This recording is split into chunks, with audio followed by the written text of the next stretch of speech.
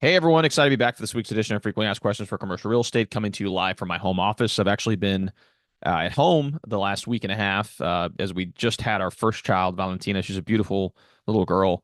It's been a little bit of sleep deprived over the last several days and almost 2 weeks now.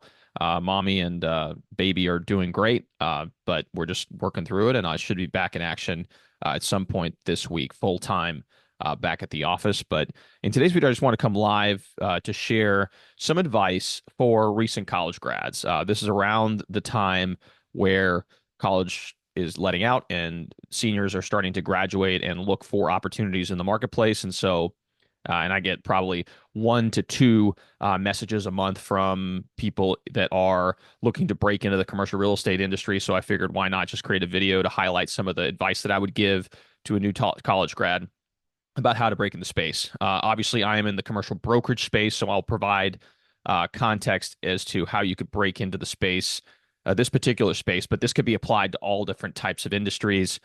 So again, just take this advice as you would any type of advice about how to find a job in the business. So before I end this video, I'd greatly appreciate it if you can like and subscribe to this channel. It really does help with the YouTube algorithm and ensures more and more people can hear this message and learn about the many facets of commercial real estate. So now I've done that. Go ahead and like and subscribe below. Let's go ahead and dive into this episode.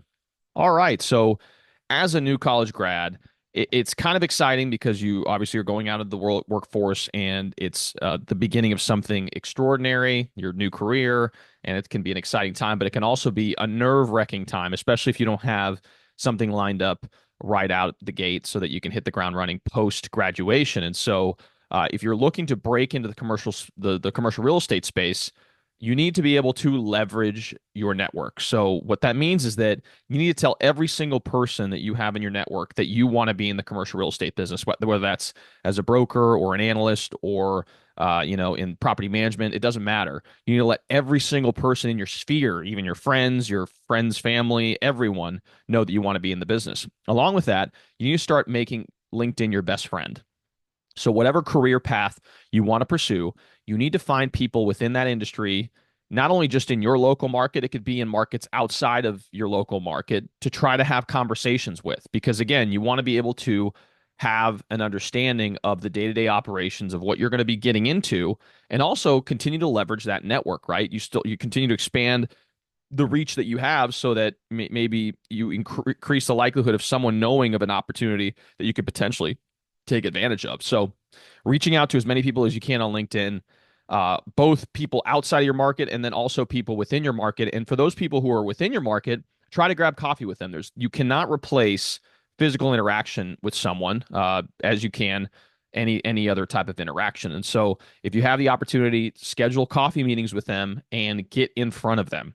Along with that, once you have the initial discussions with them about their role and ask questions that are intuitive or engaging about the role, at the end of your meeting, you should be asking them to provide you with action items that you can follow up with them on, so that that you showcase your drive and your passion towards the business. And so these could be something along the lines of, oh, if you have something in particular that you're working on that maybe I can take a look at, and maybe I could help you with some marketing, or maybe I could help you with a tool that could maybe amplify some of your daily tasks or make it easier for you to do certain things within your daily tasks. Those are the type of things that you should be able to offer up to people for free to showcase that you actually do have drive and you do have commitment towards the industry. And once if they provide you with action items, schedule follow-ups with them. So within a couple weeks, once you get some of those action items completed, reach back out to them via email, text, or call, and provide them with feedback as far as the action items that they had for you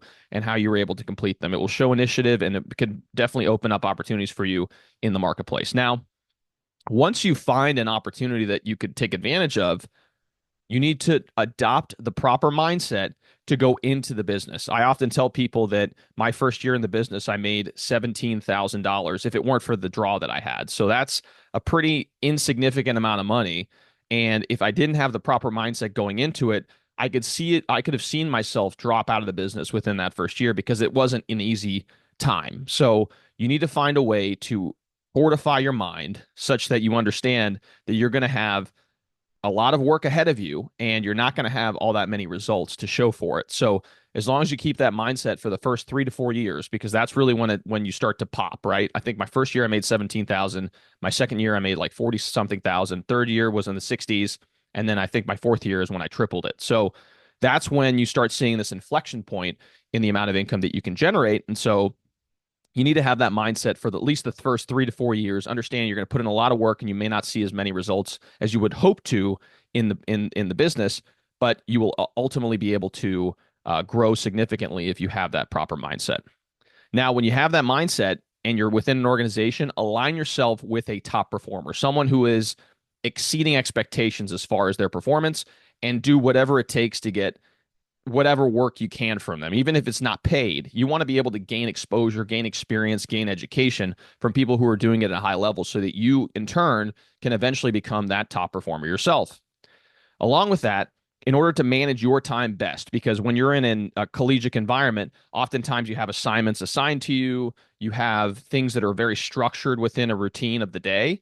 When you're running your own business, like brokerages, which is truly entrepreneurship, you were essentially driving the ship every single day. So if you don't work, you don't get paid. So you have to be able to understand that you need to define daily tasks and then follow them every single day. So that maybe, hey, I'm going to make 25 phone calls today.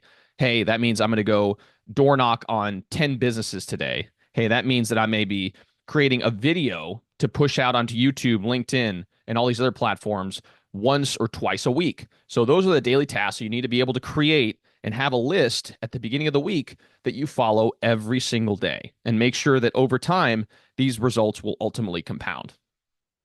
And then last on that particular item about the mindset and everything else is that you need to be able to establish a personal brand early as possible. So that means publishing blog posts. That means creating videos about your day to day. That means maybe even consider writing a book about your experiences early on in the brokerage business. All these things will create your personal brand and ultimately lead to people defining you as a person who knows about commercial real estate, which is ultimately what you want to do.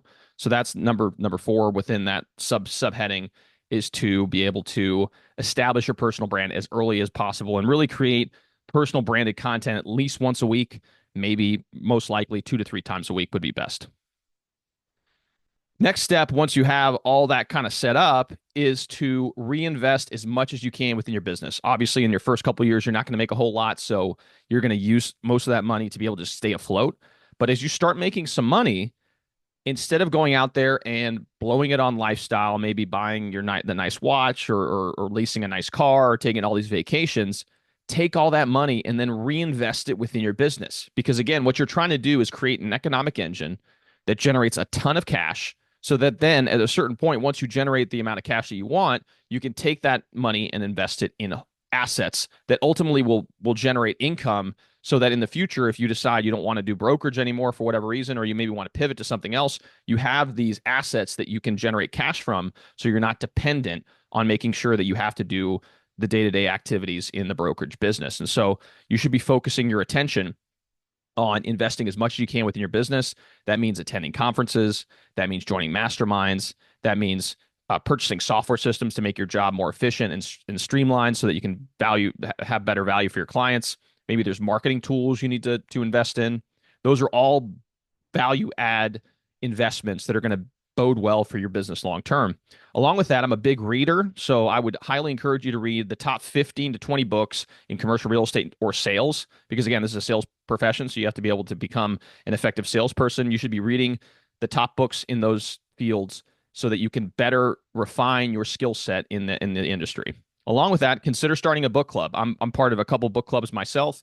It kind of gives you motivation to read the books, because if you show up not having read the book at one of the mastermind or one of the book club meetings, you kind of feel silly. And so, if you need some extra motivation to be able to read some of these books, join a book club or start a book club, and then loop in some of your colleagues or maybe people outside of your industry to be able to get motivation. And also, it's a great way to continue to build your network and build camaraderie with other people. And then finally, look to seek out professional designations. I myself am a CCIM, a commercial certified investment member. It's a phenomenal organization that teaches you about how to analyze investment opportunities in commercial real estate. It also focuses in on just defining the marketplace as far as development and other facets within the commercial real estate industry. I would highly encourage you to consider it as an opportunity. There's also other designations like certified commercial property management member.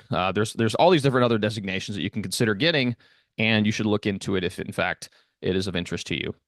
And then finally, once you have all these different boxes checked, you just need to enjoy the ride. If you are like me, being as someone who's very entrepreneurial, the brokerage business is one of the best industries you could possibly get into. It allows you to flex your entrepreneurial muscles every day. And I can't tell you how happy I am that I've chosen the career path that I'm on. So you really need to just put things in perspective. And even though there can be days where you are doing things you don't want to do, or maybe they're hard days because something messed up and it's your fault, just understand that at the end of the day, you get to wake up the next day and get after it again. And you get to flex that entrepreneurial muscle, which is really something that I really value about the industry. So hopefully you gain some value from this video. Good luck to all of you recent grads. It's a phenomenal profession. I'm looking forward to hearing about your stories and your insights about the profession once you get into it.